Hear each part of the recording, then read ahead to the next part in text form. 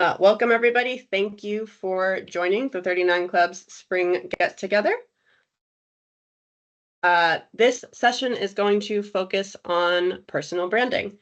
Pepe Jose Luis is going to give us an intro to that in just a minute, but this is a really important topic, I think, especially for the 39 Club, no matter what stage you're at in your career, or if you're new to the club, if you've been here a while, this is always something that can use a little work.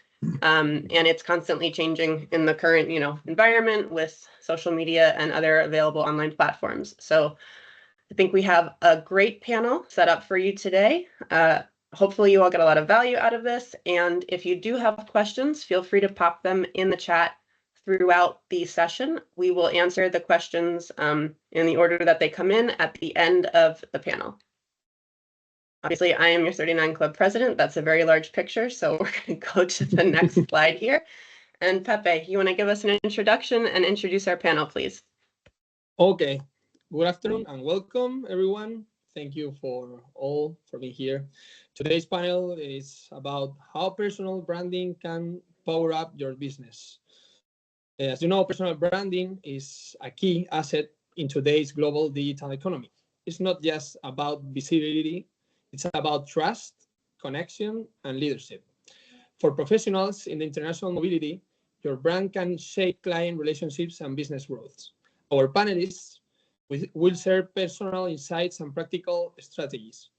We all explore both opportunities and challenges that they are visibility, authenticity, and team representation. Let's dive into a conversation that goes beyond logos and job titles. That's everyone it's important to share it, logo and the personal and the profile, and go into the power of reputation. First, I'm going to Aulina. She's going to present herself. Go ahead, Aulina. Thank you, Jose. Hi, everyone. My name is Aulina Mithu. I'm from Star Worldwide Group. We're based out of India. And I'm also part of the FIDI board. I've been part of this industry for over 20 years now, and I'm delighted to be here and share my experience. Thank you. Okay, I represent myself. I'm Jose Luis Tabuenca from SIT, Spain, and I'm the sales and marketing manager, and I'm a proud member of FIDI 39 Club, of course. Please, Michelle Cordero, go ahead, introduce yourself. Yes, hi, hello, good morning, good afternoon, good evening. I'm Michelle Cordero. I'm the Senior Social Media Manager at JK Moving. I've been here for about 2.5 years, roughly.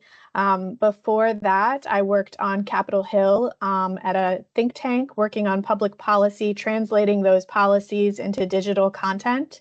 I also am a business owner, or was a business owner for about 10 years, where I worked with brands like General Mills, Starbucks, creating content for them. Since working for JK, we've gone viral several times and increased our engagement and impressions tremendously. And the goal is just to continue doing that. Great. Thank you, Michelle. Please, Diana, go ahead. Hi, everyone. My name is Diana da Costa. I'm from Global International Relocation in Portugal. I am more inside of the sales department. I do inside sales in agent relations. However, I also help a little the marketing team with this part of the marketing. And yeah, that's it. Thank you. Thank you, Diana. Okay, last one, Carlos Ferry. Hey everybody, very nice to be here with all of you. I'm Carlos Ferry from Shipeasy. I'm from Australia. At the moment I'm in Barcelona, which is very fun. And so we, as everybody knows, Shipeasy is a technology partner for a lot of the companies actually represented here in the call. And then my job in the company is to make 100% sure that all our staff, they have all the necessary resources, and all our companies are happy to be in the technology journey. So that's me. Okay, all right. Thank you for the intros. Let's dive right in. So up first, The question we'd like to cover is basically, how do you define personal branding? How do you draw a line between personal branding and marketing? And what's the difference really between those two? And is it important to manage them differently? Alina, could you give us your thoughts on this, please? So this topic is obviously something which makes you reflect back at your own journey in the professional arena. I came in when I was very young. I was 21, 22 when I set foot in this industry, and I was thinking about my journey and how I branded my own self, or what I wanted to represent and how I wanted to showcase that. So if I think about everything, branding or personal branding is really an intention. It's an intent to establish your own personal image. And the whole idea is that you want to stand out. You want to stand out of the crowd. You want to be remembered. You want to be easily, someone can recall that they met you or they had a conversation with you. So that's where personal branding comes in. And it's also important to understand that, in my opinion, personal branding has to be true to your values. So it looks authentic. And then it should display some set of skills that you have, that you want to display, that you want the world to know about. And the whole idea is that obviously there's a certain intent. So there's some goals based on which you're creating that brand. So that's how I look at personal branding. And of course, marketing is the way in which you communicate that brand to the people, to the rest of the world. So that's really what marketing is. And that's something that happens at different intensities every now and then, given certain platforms that you interact in, conferences that you attend and market yourself there, forums like these. So that's the marketing part. And the personal branding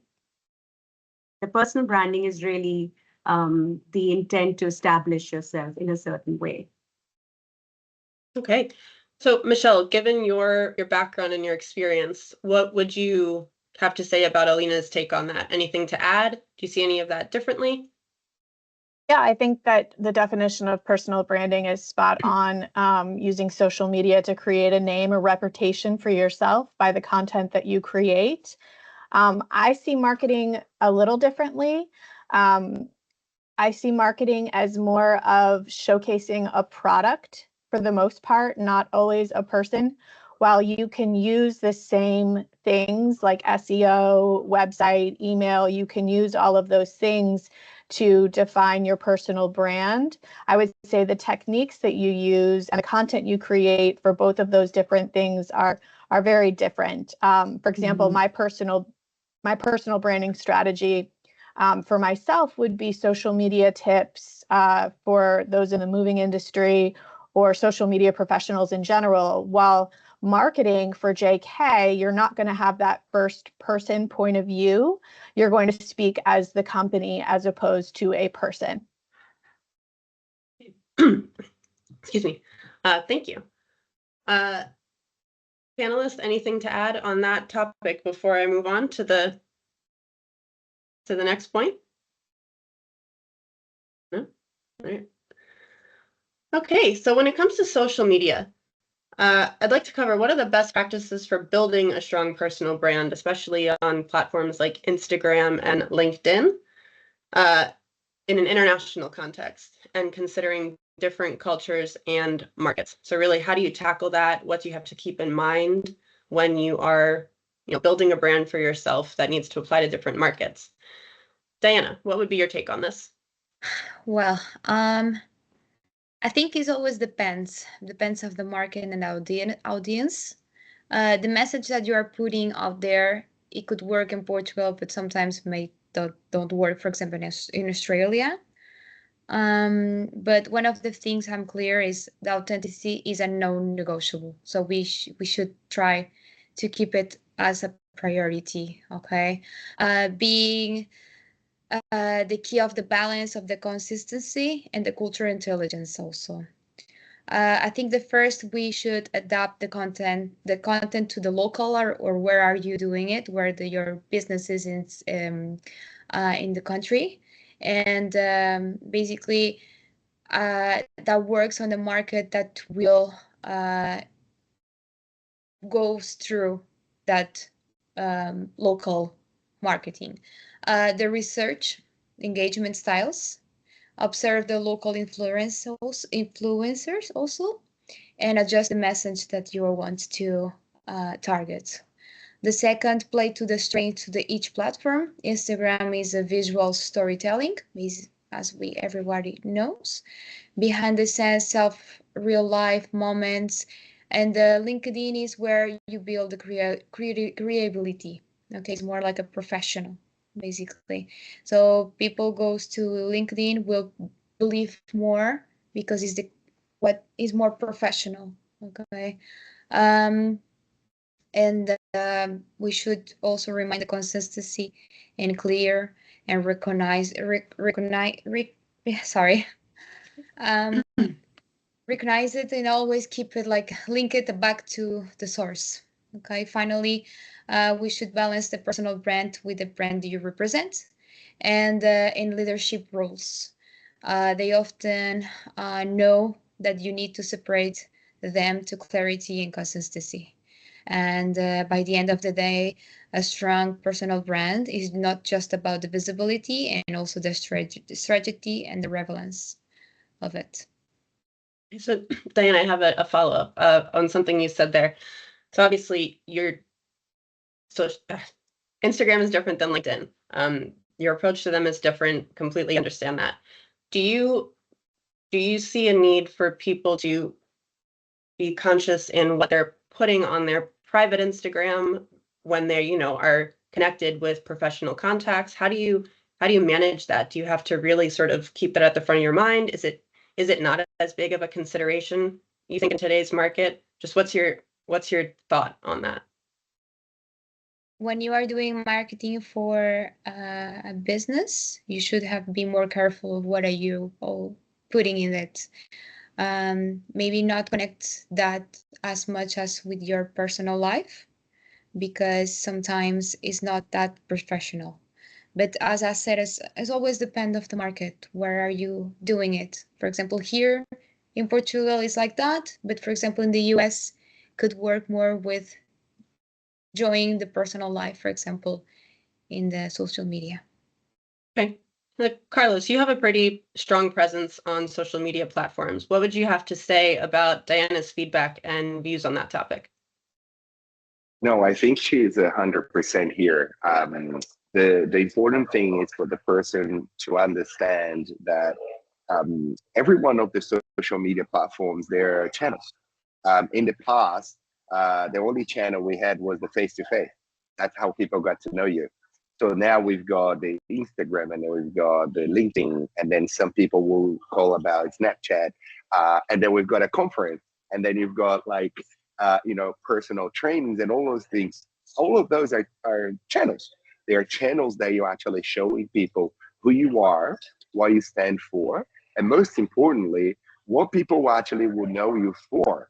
So if people see you that you're always fun with positive energy and stuff like that, and they see on your social media that you are posting that maybe you really love this type of food, or you really like this type of place you are, or you actually just met someone, occasionally for a meeting, people will see that what you are on the face-to-face represents exactly the same thing they see on the channel, which is the social.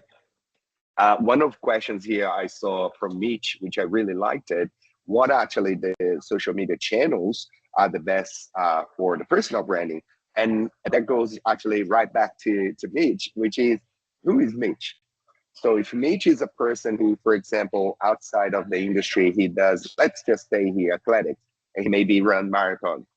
I would love to sit down and have a whiskey with Mitch and actually know more about how does he prepare himself for it, and what is the way that he prepares himself, and so on and so forth. And I just said something that I particularly like, which is whiskey, which then it's part of my social media. Everybody will see, oh, wow, Carlos has been this new sort of whiskey bar, and so on and so forth. On the professional level, though, it's very important to make 100% sure that people know can I trust this person to do business with? And if they can, they will see and complement that work there, or the words or whatever posts you put in there. It actually comes across exactly who you are, and not completely different. You say something, you do something different. Social media cannot be like that. Yeah, very true. Jose Luis, you have your hand up there? Yeah, I just want to add something. It's very important in this issue that if you want to keep a strong personal brand, you have to act after when you know the real life, as you said. I mean, in the social media, right? In the posts or the stories or whatever, you have to go like the same line, you know, same values, same ethics, same behavior. Because if not, the people, they are not going to trust you. You know, that's very important, that if you say something, you have to do something in the real life. You have to, you know, if you, for example, you participate in CSR, you know, whatever activities or whatever, and after you go to any associations or any program and you don't really participate, but you spoke about it, it's a problem. Okay, so it's important for everyone. Like if you write something, or if you post something, you have to make it in the real life after, because if not, they are not going to trust you. What I'm hearing there, Jose Luis, consistency. I mean, don't false advertise is what I'm hearing. Is that, would you agree with that? Yep. Okay. And I think that ties back to the points that we've made so far about just being authentic. And it's fine to bring through, you know, your personal likes, but maybe, Carlos, to your point, visiting whiskey bars is great. We're not gonna maybe post pictures that were on Instagram that we have professional contacts of us, you know, doing shots day in and day out. But yes, sampling nice whiskeys and that kind of thing, that's okay. Yeah. All right. It's exactly right. For example, here, Mitch just invited me for a whiskey in Croatia. So, and I think that ties together and what the actually industry globally represents. And Diana said that so beautifully, that culturally, that is okay maybe for certain countries and certain cultures. But maybe if I'm talking to my partner, I'm just giving as an example, Japan, going and say, hey, let's just have a whiskey and talk it through. They're gonna go like, whoa, hang on, I don't actually know you just yet. That complements actually your posting and stuff like that as well. Yeah, really good points all around. When it comes to international markets, how can professionals balance authenticity and professionalism in their personal branding while adapting to different cultural expectations in international markets? Carlos, if you want to kick this one off for us, I think we've sort of been building up to this, but what more do you have? Well, I think, of course, in my opinion, we need to actually understand quite clearly the differences here that we are talking about. One thing is authenticity, and another thing is professionalism. But how those two actually come together in your personal branding. And I'll give just my personal experience. When I went to Australia, and everybody knows here that I'm an immigrant born in Brazil, but I've been living in Australia now for 20 years. When I arrived there, I arrived with a suitcase, $1,000, and no English. I barely could say the book is on the table and my name is Carlos, and that was it. And so I had no personal branding. And the personal branding I had in Brazil had absolutely nothing to do with the personal branding that I could have in Australia. But the grit that I had in Brazil, I also had when I arrived in Australia. So over the years, building my business, with customers globally, one of the things that I realized is authenticity. It's just who I am. And it doesn't matter which country I am or which company I work with or how I work with. Authenticity is who I am. It's how people know me. And the interesting thing is, though, how can I actually then now know the best version of myself in each environment that I am involved without losing my core? And I think this is authenticity. It's how you adapt. So, for example, when I go out with the FIDI 39 Club and we have fun and we dance and we do all of those things, how can I still be that Carlos that everybody knows professionally, but in the same way, adapt to the FIDI 39 vibe of having that so much fun and stuff like that. So if you compare authenticity and professionalism, I think, in my opinion, is the professionalism is exactly that mechanism of aligning your authenticity with the respect, with the cultural awareness, and most importantly, is actually the situation. So if I am talking to maybe a CEO or the founder of JK, I'm going to be completely different than maybe when I'm talking to Jose about how Madrid was absolutely incredible experience for me, even though I might be actually talking about exactly the same experience. But the most important, in my opinion, for the entire moving industry, it's how culturally different we are. And in my opinion, for example, if we actually don't read a little bit about it or study a little bit about it, when we actually have interactions with people within the industry, we can actually make a mistake, not intentionally, but we can make a mistake. As for example, in Japan, silence is power. If I overtalk, my person, the person I'm talking to, that is actually going to be seen as an arrogance and not actually power at all. In the US, it's completely different. The confidence and storytelling, it's actually celebrated. We get excited actually when I talk to Americans because of that. In Australia, if you actually are very approachable, that's one of the reasons why we call Australians a very laid back type of people. Is because of that, because you can actually talk to them about anything, and they're really approachable in that sense. So what I'm saying here is that what am I actually doing? What am I talking about? And how I talk about with someone maybe in Brazil does not work the same way if I talk to someone in Singapore. And if I don't actually prepare my tone and the values that I'm actually talking to them, am I actually being very come across as aggressive or disrespectful? And I guess finalize a little bit more of that concept in my mind here of how can you balance it both? How can you actually be authentic, but in the same way professional? And in my opinion is number one, know your audience. You need to know who you're going to speak to. And if you don't know, just step back for a second and listen a little bit more, then you actually talk. The second one is keep your why consistent. And that's what Jose just said before. Not just be, who you are, but be consistent in every single interaction that you have. That's actually very important. That's how people will get to know you more and more. I think Diana said that, which is incredible. Storytelling, it's beautiful.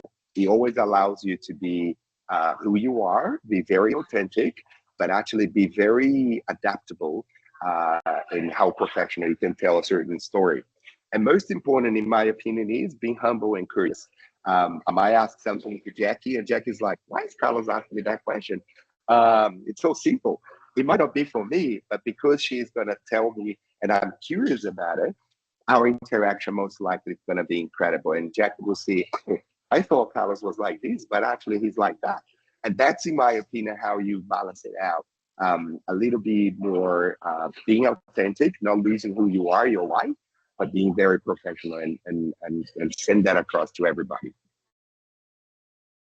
Listening to all of that, Carlos, it sounds like a lot of work. It sounds like you have to be really self-aware, just of how you're coming off. And at the same time, you also need to almost, I guess, what would be your recommendation? Because it almost sounds like you need to do your research and your homework before you really go out and necessarily interact in a professional setting with a lot of different cultures like that. I'll tell you what my dad used to tell me: listen more and talk less. So when you're listening, you are paying attention, you're actually picking up all those things naturally. And it does actually look like, or even sound like a lot of work. But if you look at it yourself, Jackie or Jose, or even Diana, or any of you guys here, look at yourselves, and when you're in a conference and you see someone that you haven't seen for a while, first thing they might ask is, oh my gosh, how was that marathon that you were running? Or, wow, I saw that you were in Madrid, and how was that food and this and that? And so that's how actually you perceived. It's what you bring to the table. So to me, it doesn't stop. To me, it's not a lot of work, because what I found was I'm always trying to listen first, even though I might try to be funny.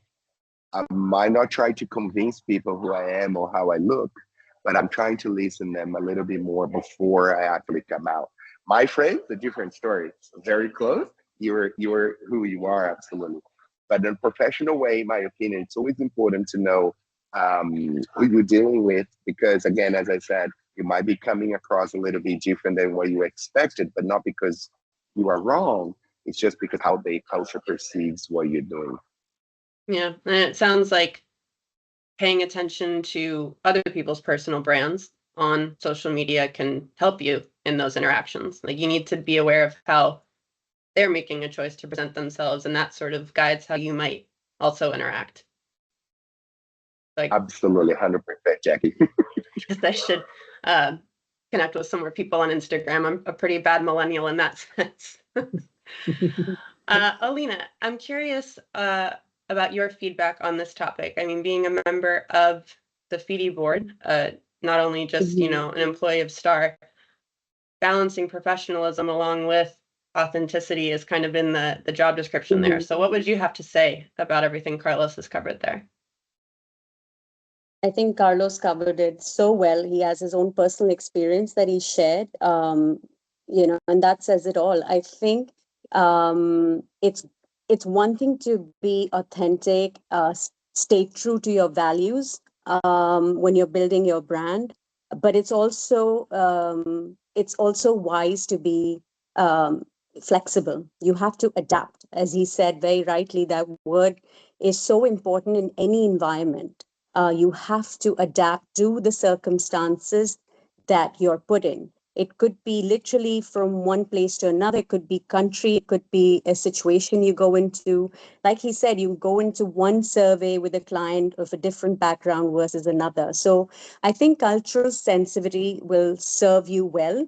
It'll make you look good because you'll adapt faster if you understand cultures.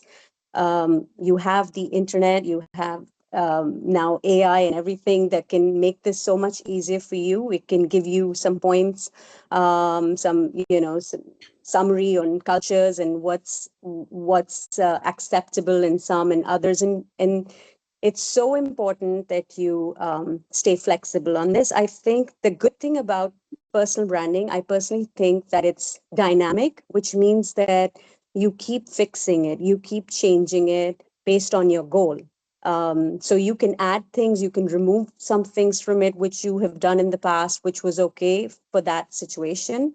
I being rigid and this is who I am and this is how I do it is not going to serve you well. It's not going to take you far. So I think you need to be flexible. You need to be thinking about it based on your goal and what you want to achieve from that. Yeah, and Thank just you. being, again, like aware of your own brand and that it needs to change over time. Like, you should always be Absolutely. developing it and changing it based on what you're trying to get out of your career at a given point in time. Absolutely. Yeah. Jose Luis? Hello. Hello again. Of course, there are, like, as Carlos said, the audience is very important, but in this whole market, in the whole world, because when we post, we are going to reach, everybody.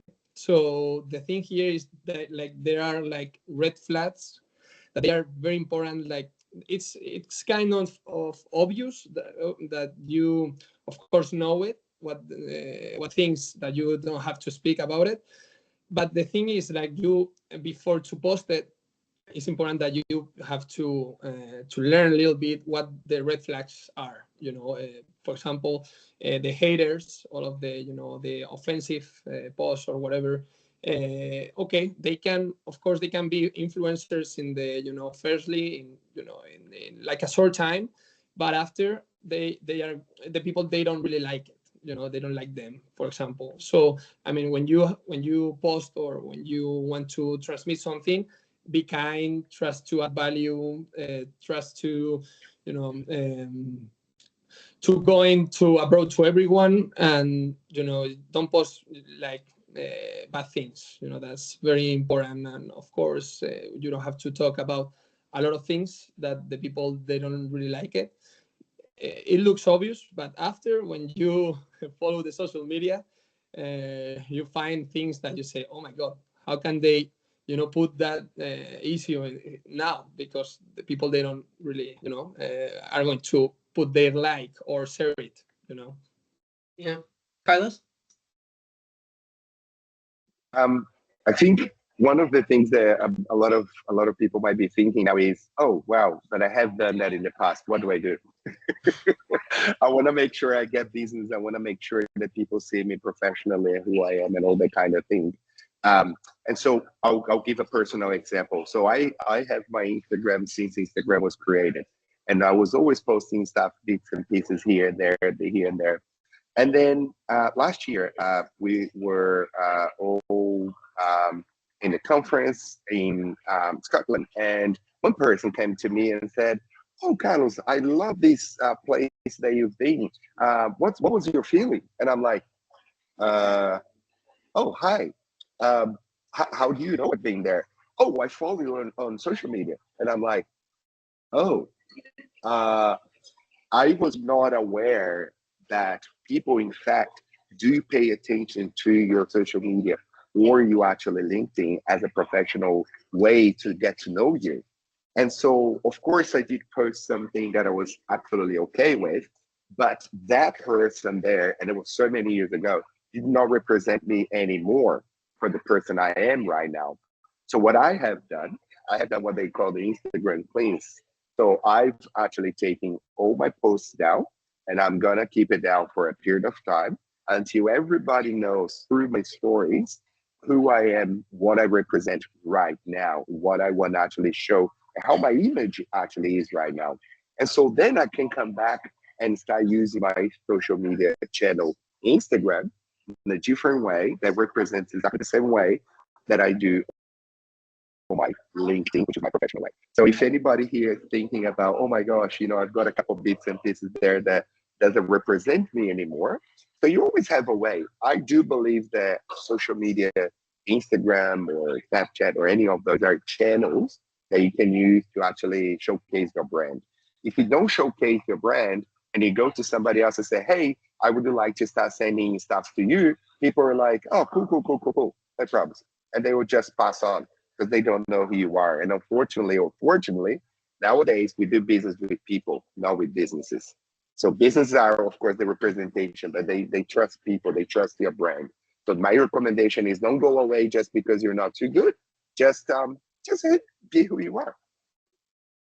Yeah, and I mean, especially for the 39 Club, I mean, our members span anywhere from, just out of university to like, mid-level through their career or advanced. What I was personally posting when I was 22, when I started working, is not necessarily the kind of thing that I would do now. And sometimes I have gone back and looked and, they didn't age well. So you make some corrections there. Yeah, really good point. Okay, so that actually segues good into the next topic we want to cover. What are the common mistakes professionals make when building their personal brand, and how can they be avoided, especially in a global environment? Michelle, can you give us your take on this as a marketing professional? Sure. One of the biggest mistakes that I think people make when they're trying to build their personal brand is trying to be all things to all people. So for example, if you specialize in international moving, your content should be centered around that. Although one day you might feel like I'm really into this, or I'm really into something else, or I want to comment about this movie. If you really want to be known as an expert in that field, you should stick with your niche or your brand identity that people get to know you for. So that's the value that you provide and why people follow you in the first place, or why they might come to you for advice or business, is because they think of you as an expert in that particular field. Another mistake that people make is prioritizing self-promotion over providing educational and valuable content. You don't want to share your company's blogs constantly, and that's all that you share, or brag about awards or certifications. There's a rule in personal branding called the 80-20 rule, and that's that 80% of your content should be personal storytelling, educational content, or something inspiring. And then the other 20% can be those promotional posts that come from your company or come from the awards or certifications that you received. And then lastly, a big mistake that people make when building their personal brand, and this is something that I think we all struggle with. It's really tough, especially if you're not sure what you want to post about or you don't feel like making yourself vulnerable, but that's consistency. You need to show up at least once or twice a week with a post on no matter what platform you're using. And additionally, you need to be engaging with your network. So liking other people's posts, commenting, and when commenting, try to comment more than just great post. Try and leave a thoughtful and engaging comment that they're going to remember you for. This not only puts you at the top of mind, but it also signals to the algorithm on no matter what platform you're on that you're a regular creator, and they're going to actually boost your content and show it to more people if you're engaging more. And then, of course, that engagement also builds that credibility, that authenticity, that trust that you're trying to gain through your personal brand.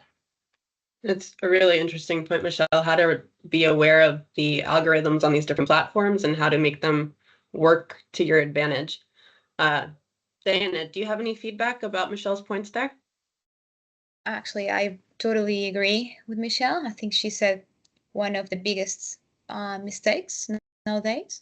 Also, the other mistakes that sometimes professionals can do on their marketing is when they use them like their own personal branding, like a megaphone for constantly progressing their achievements, skills, or opinions, when they are not only focused on what I do and not showing of how can I help, and that's, as she said, like, use the storytelling to humanize it.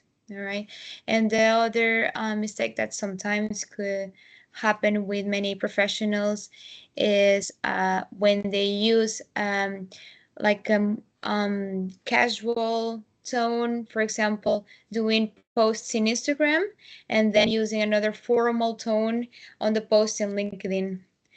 Sometimes can create like a little confusion, like why you are so like you know what I mean? So like you're like formal. presenting two different Sorry. personalities on two platforms, right? Exactly. So formal Yeah. on this one, and then you are so like relaxed in Instagram, and then could sometimes people feel like I don't know what I can trust. But actually, I think Michelle says everything from the others' mistakes that usually can happen. That's a very good point about keeping the tone consistent across the different platforms, because it will seem like an act, right? If and you're actually being consistent, as Michelle said in the last one, try to be like do a post like not once per month, but at least 2 or 3 times per week, because that makes people seeing it more and more, and they see it you are working on that. So not like in second plan basically. Yeah. Michelle, I have a follow-up question. So that frequency of posting, it may not come naturally to everybody. I mean, some people are just more adept at social media than others. Are there any tips? I mean, I know you just said about the 80-20 rule there.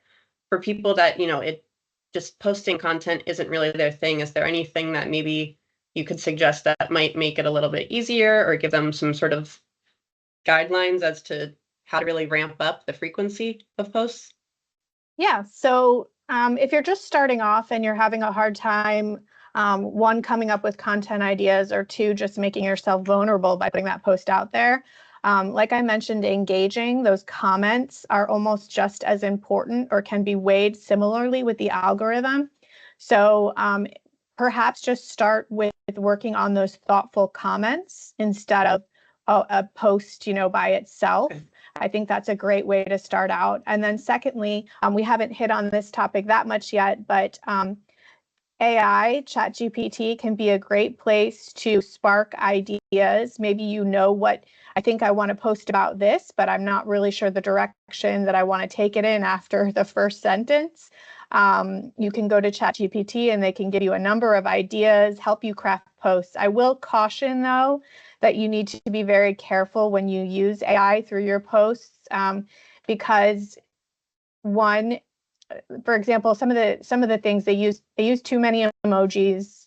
They're riddled with adjectives. It becomes very obvious if your entire post is written by ChatGPT.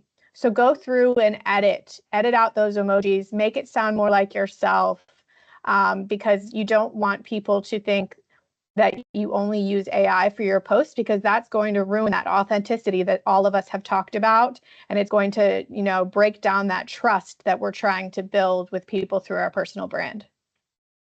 Yeah, so what you're saying is really you can use AI to sort of help brainstorm an idea, but it's not a self-driving car. Like you still need to put in some effort. Because I've definitely seen that people that I do know well, I've seen some even in email, for example, and I know that they didn't write it because it's so obvious the tone isn't theirs. So, you put in that work, you've gotten to know somebody, and then you put a post up that maybe is AI generated. It's really obvious. Yeah. But that's great advice. And about the comments, I did not know that would also help sort of boost you in the algorithm. That doesn't have to necessarily be a post from scratch. You can just start building up slowly and work your comfort level up. That's really good feedback. And people really appreciate those comments. If you've posted on something on LinkedIn, you're looking for likes, you're looking for comments, you want people to engage with your content. So if you're one of the people that go out of their way to leave a thoughtful comment, people will remember you for that, and they will think fondly of you for that. And that helps build that relationship. Okay. Jose Luis, your hand was up first. Hello, Michelle, again. I've just listened to you that, it's very important to handle the accounts. So I have a question.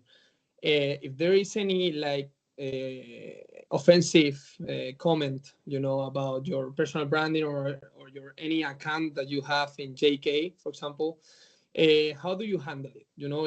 We are in SIT, we have very we know hard that we have to write that guy, and after we probably we quit it because it's our account, and we permit what what we want that we have in that post or whatever. How do you handle it?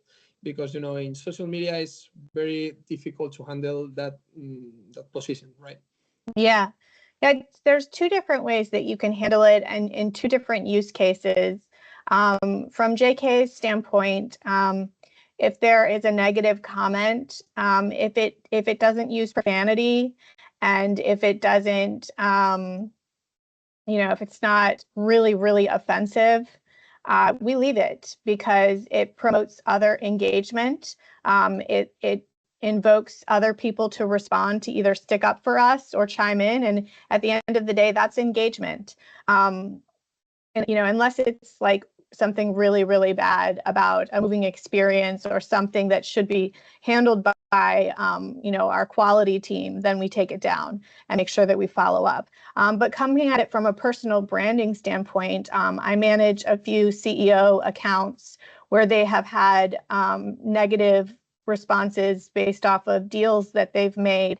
And we handle it by responding with, I wouldn't delete it. I would leave it up and respond with your perspective, your truth, your story, so that other people who are reading the comments can get to know who you are and your response to that answer. If you delete it, in a sense, you're almost, afraid of the truth.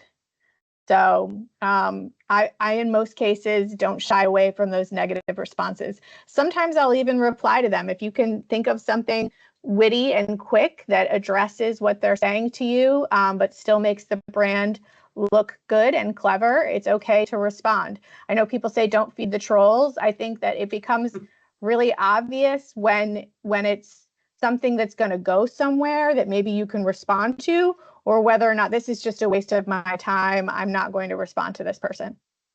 Yeah, and I think how you respond to anything really says a lot about you, again, and your personal brand and how you choose to handle things. Carlos, you have some feedback there? Yes, I mean, Michelle, you're incredible on that, and I wish I could spend days and days talking to you about it to learn more and more. But one thing that just I remembered here reading about actually a few weeks ago was the Radar. They actually are very famous on how they, as a company, and as some of their professionals, they respond on social media posts. A lot of people they fly with Ryanair. They actually don't like it. They're very basic. They're very structured the way they do. And in America, we've got a few other companies. They do the same, but they work. That's why people fly with them.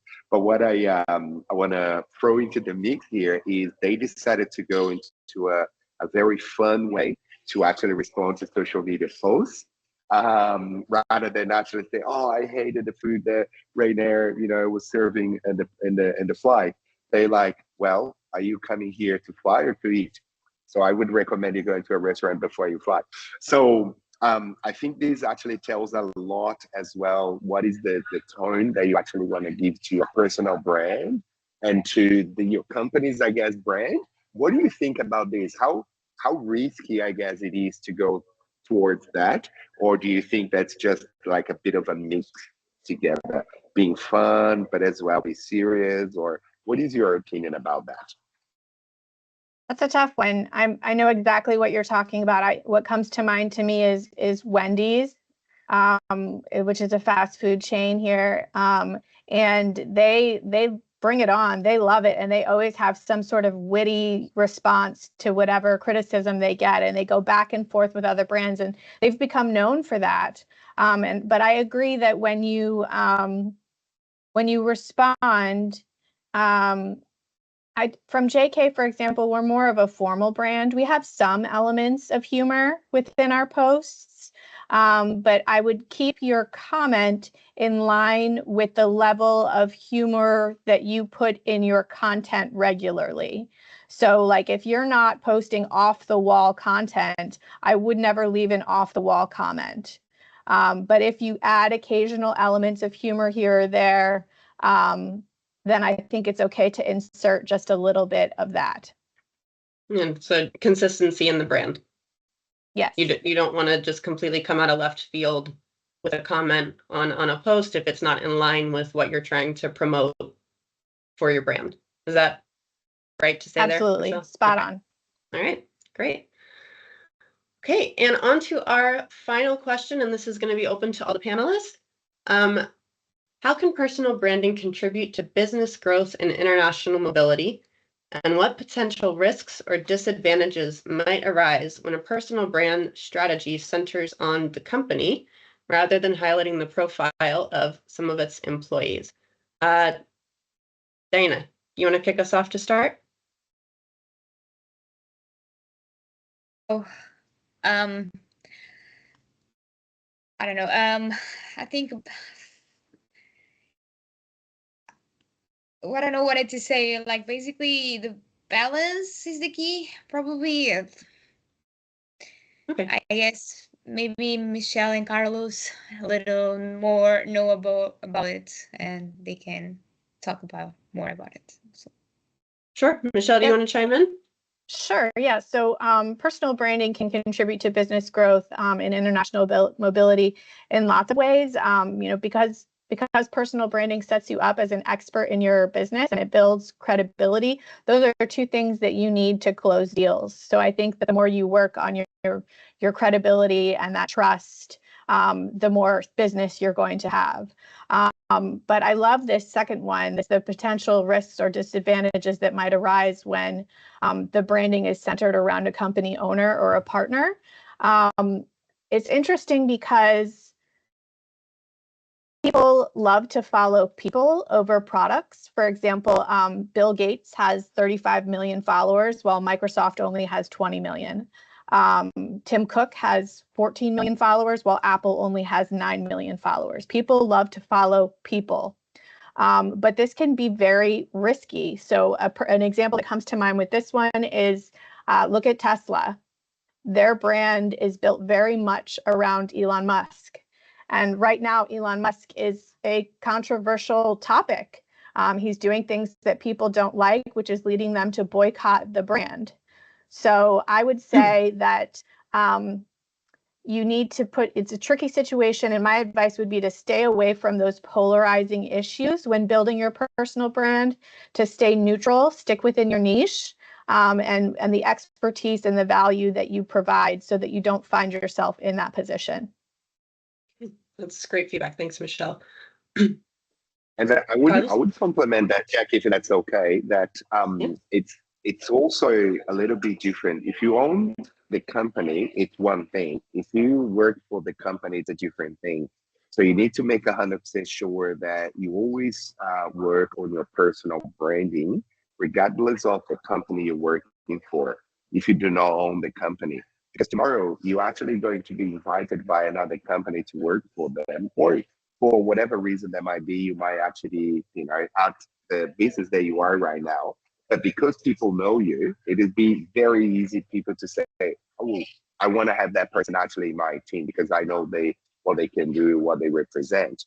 And I agree 100% with you, Michelle, in terms of the Musk. When you own the business, you got to be very, very, very careful what you do, how you do. I say that about myself, for example, 100% of every single business I closed to date, never I closed at the first time I met the person.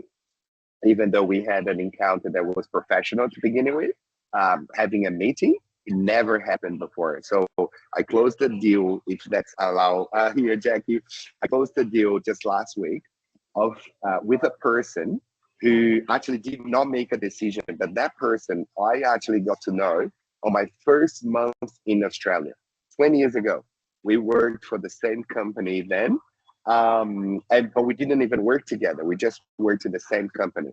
But because every time we had interactions between ourselves and good mornings and these and breakfast and all those kind of things, we always respected each other. So we went away, different paths. We left the company there. And so now she's actually working for a company who is looking for something exactly specific what I do. And she actually went straight to the CEO and said, I think you need to talk to this guy. And so we spoke and they loved it. The product, we're delivering what we are promising, but they loved the way that actually she told them about me. And that was a 20 years, back experience. So what I would like to compliment here is that there are risks that are disadvantaged, but if you actually do the right thing, there is massive actually opportunities as well for you to do the right thing without actually risking or having any disadvantage coming to you. Yeah, and I think the point there, Carlos, is, you're at the end of the day, you're selling yourself. And obviously your job is part of that, but it shouldn't be the only thing you're trying to sell. Okay. All right. Alina, any thoughts? I would just say that when you're representing a company, let's say in our environment, in the international moving industry, I think it's important that the value system of the company takes precedence over your own personal values that you have as a person. Of course, you still have to be authentic. But I think that this is my personal opinion, that if you're representing a company, that takes precedence. It's bigger than you. There are other people in that company that depend on the brand and the image that you create when you represent that company.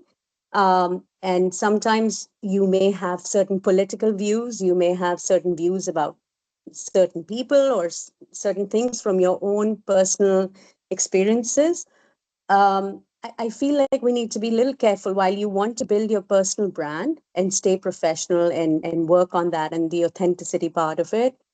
I think when you're also representing a bigger brand, that is the company that you're representing at a conference or in a business meeting, that should take precedence, in my opinion. So while you can still be true to your personal opinions or values, not do something that you're not comfortable with, but also to be mindful that there is a brand, a bigger brand that you represent. And I think that's important. So, and I think that if you're true to yourself and, also to the brand that you're representing, which is other than yourself, if you can find a nice place that they both come together, it's always good, because then you can truly sell it with belief and with conviction, because you're also believing in it. That's how I feel about when you're representing, let's say, your own brand as well as representing a company. Yeah, no, I think that's a great point, Alina. I mean, you absolutely need to be conscious of what you're presenting, especially when you're in a professional setting. I mean, how you act at conferences, for example, is a direct reflection on your company. Like, they've made the choice to send you, they're expecting you to act in line with a certain way that aligns with their values, to your point. But Absolutely. obviously you are also your own person there. So it's a lot to juggle, but yeah, just keeping that in mind and present as you're acting. I think it's very important in maintaining a good brand. At this point, I'd like to open it up to the floor. Do we have any questions? Let's check the chat. Second. Okay. All right, so Cody Spears asked, do you think we should have a separate profile on Instagram from our professional account, or does this take away from that authentic approach we're discussing? Panelists, floor is open. Jose Luis? I go ahead.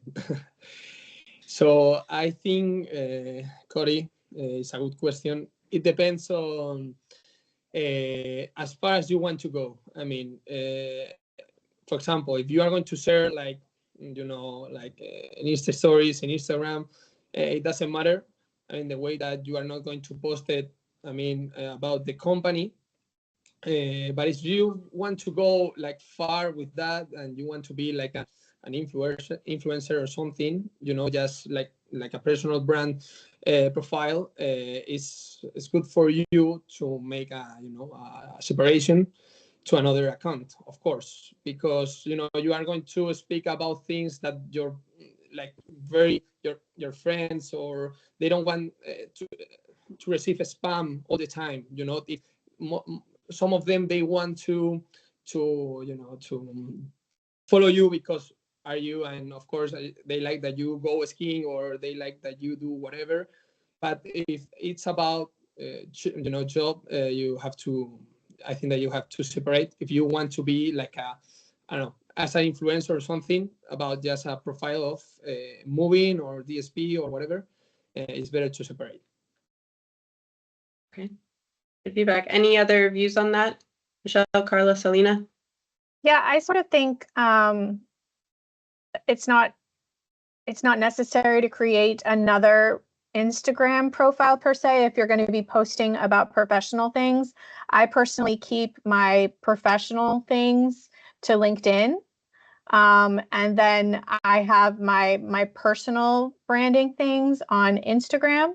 I think that people are going to know, if I happen to post an Instagram story on an evening walk with my family and I'm talking about how we're walking and how it's beautiful because it's spring, that has absolutely nothing to do with anything professional, but it's acceptable because it's on Instagram, and that person watching the story is going to know, well, I am on their Instagram profile, so they are going to have these types of things on here. But I will say that knowing that I do have colleagues and former colleagues that follow me on Instagram, I am cautious of the things that I post and that I share. They actually have a function on Instagram called Close Friends.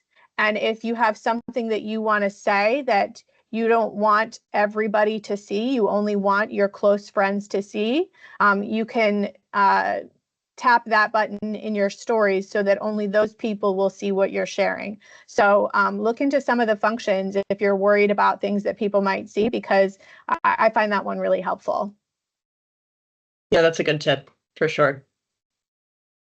Yeah, and I was going to compliment, I guess, on top of what Michelle said and Jose, which is it comes back to who you are. Like, if you, for example, I'll give another personal example. I'm going to YMC, and I didn't know actually who was going to go.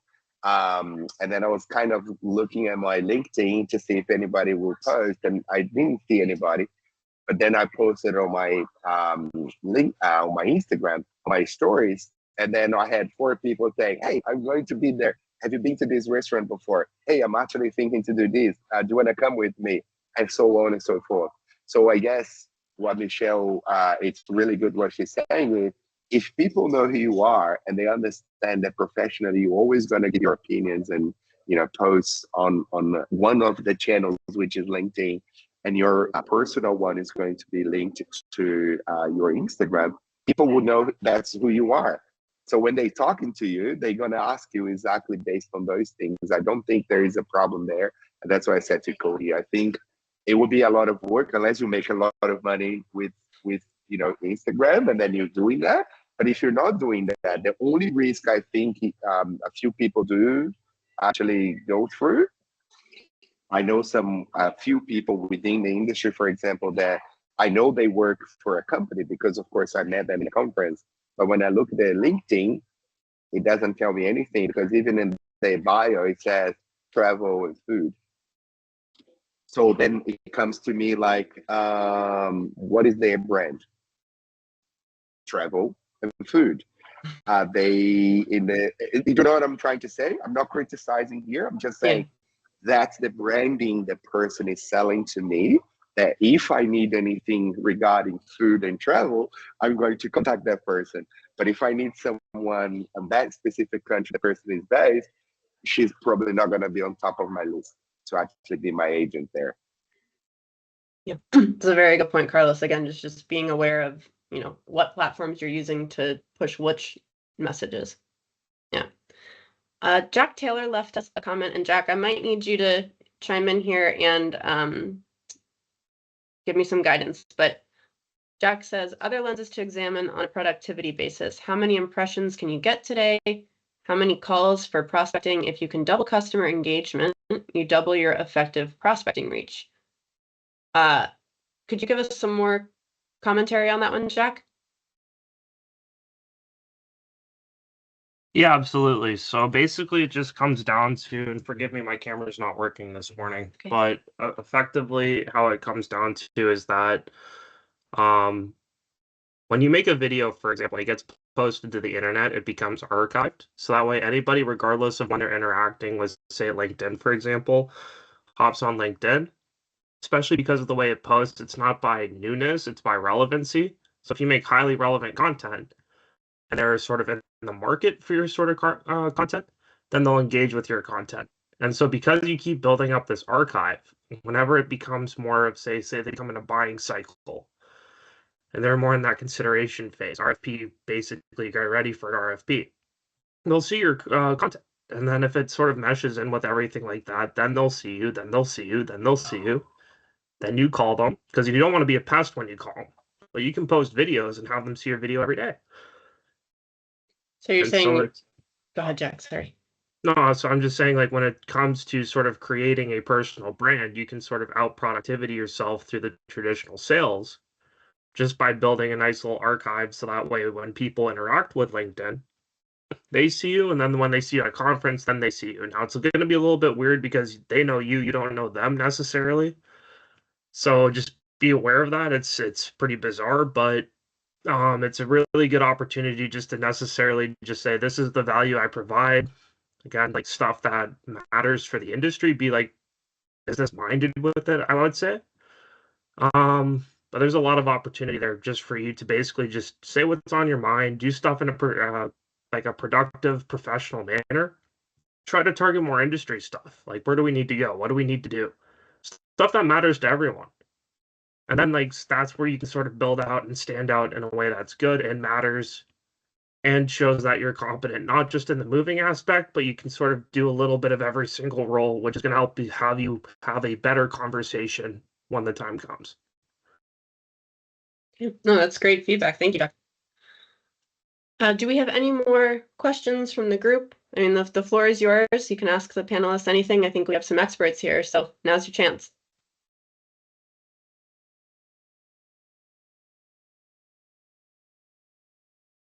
No?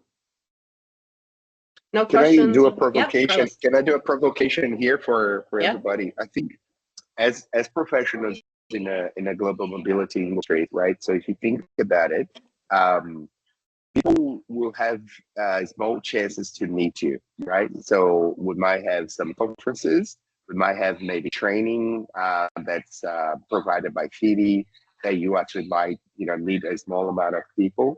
So always think about your personal branding as if I have just one chance to meet that person, and that's maybe for 30 seconds, how do I want that person to get to know me?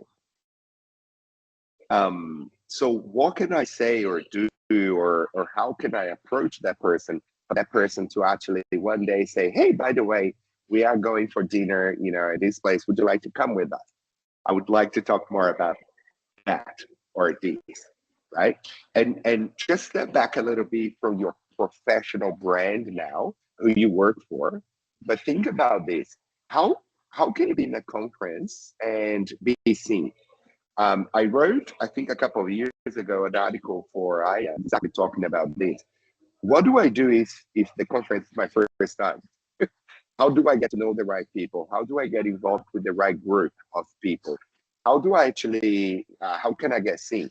And why I wrote that article was because I understood that some people, they're different than others in terms of how social they can be. Some people, they feel very uncomfortable with that social openness of going there and say, hey guys, where are you going? Can I go with you? Some people, they're actually afraid of doing that. But you are an incredible person.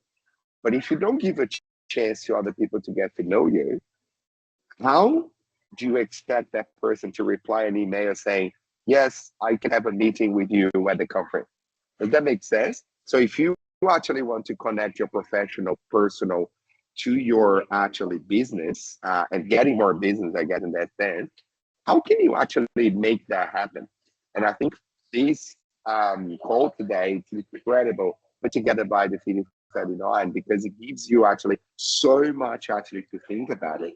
But in my opinion, what you should be doing is most important, I guess, is who you are. You need to define who you are. You need to know who you are. If you're a bit confused on that, people will also be confused on who you are. Yeah. So make 100% sure, as Michelle said, it was so, so nice to hear that from her. If you don't know who you are and you want to actually be nice to everybody, you're going to make a mistake from the get-go. Just get to know who you are and then focus on that, and that will flourish. I'm sure that people in the industry, they're incredible. I have absolutely so many good friends. I cannot tell everybody here. So how good friends I have. Every country I am going, I don't know if everybody knows, but I'm spending 3 months in Europe, and every country I go, I've got some of the guys say, hey, can we have dinner today? Can we have lunch today?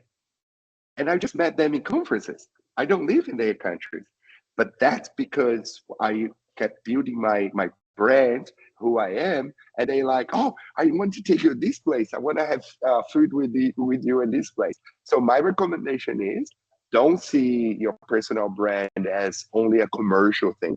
See your personal brand of who you are. If you don't know who you are, it's going to be very hard to other people to see that in you, in my opinion. Yeah, and to that point, Carlos, you're going to do a lot of probably correcting down the road, because you're going to be posting things now that aren't really you, and then when you look at that later, it's not consistent with your brand. So put some work in the beginning. Exactly Really, right. yeah. I love what Diana said in terms of storytelling. How incredible it will be if someone goes into your feed and they go like, oh, they start working here, and then they grow here, and then they went there, and if Daniela allows me to say here, I loved her post when she said the other day that it's been 10 years that she's in the industry. And Daniela, correct me if I'm wrong, but I loved it because you were so raw, and you tell, hey, that's how I started, that's how I done, and that's where I am, and that's where I'm going. And now she's having a beautiful little Catalina, that will be arriving very soon. And so when someone looks at storytelling of your professional life, that's your branding right there. You don't need to do much. You just need to be consistent of who you are. And of course, people will see that through, and business will come, as waves, because people will see who you are. So. Yeah, that's great feedback. And honestly, Carlos, I think that's the value that the club aims to bring to its members. I mean, we want this to be a place for people to learn and grow their own brand, grow within the industry. And where you started 10 years ago is not where you are today, but being able to tell that story in a group that, has similar experiences, and that really sets us up for, future success in the industry.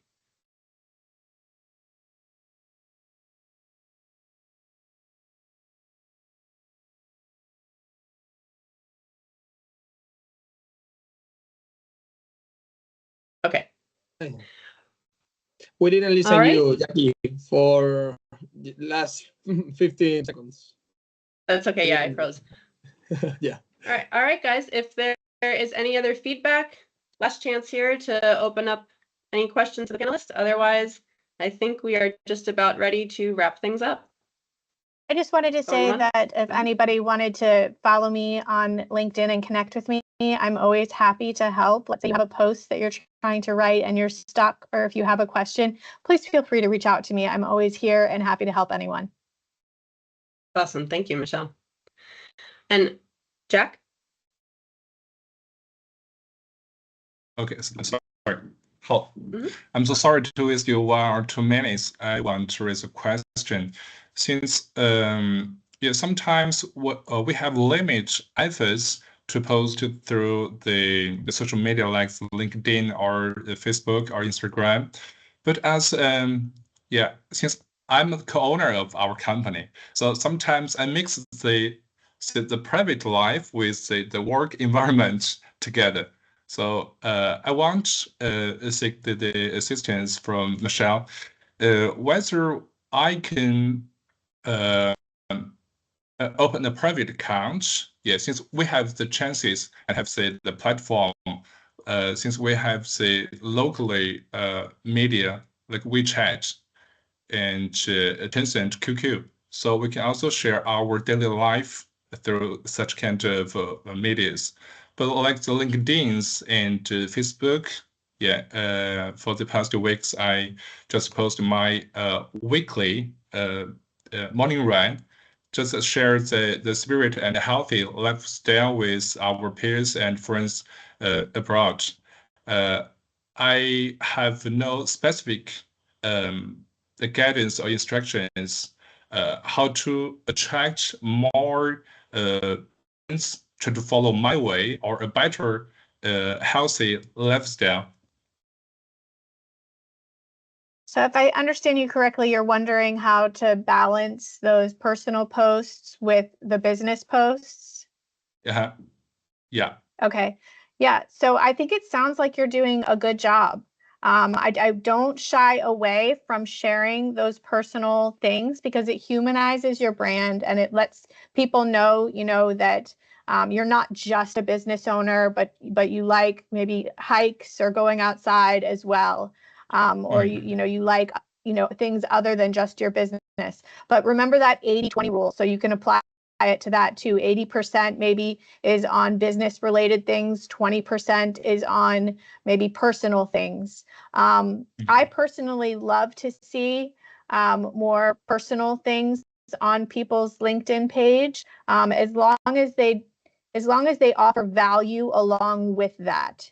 So if you ran a marathon, that would be a really cool thing to share. It's your personal life, but what are the lessons that you learned from that marathon? So provide that value along with that post. I think it's important as a business owner to not just share your business, to also add that human element to it as well. Okay, thank you so much, Michelle. Yeah. Thanks, Jack. Great question. Okay, I just wanted, before we close, I just wanted to thank the panelists. I think we got amazing feedback here. This will be in our 39 Club toolbox for our members to reference going forward.